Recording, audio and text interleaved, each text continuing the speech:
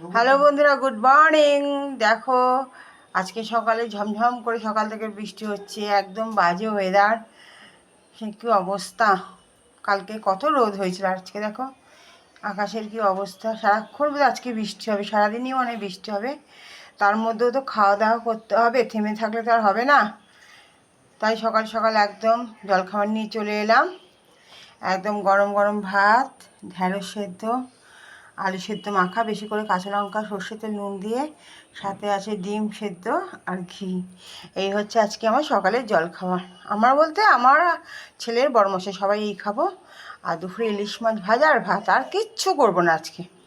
কারণ প্রচণ্ড গরম আর প্রচণ্ড বৃষ্টি, তার মধ্যে কারেন্টও নেই। কোথায় কোথায় কারেন্ট নেই জানিও তো, কমেন্টস করে বন্ধুরা। তোমাদের ওখানে কারেন্ট আছে জানিও, না থাকলে। আমাদের এখানে কারেন্ট নেই অনেকক্ষণ ধরে। চলো একদম গরম গরম গরম গরমই ভালো লাগে সেদ্ধ ভাত খেতে। তোমাদের খাওয়া হয়ে গেছে কিনা সেটাও জানিও।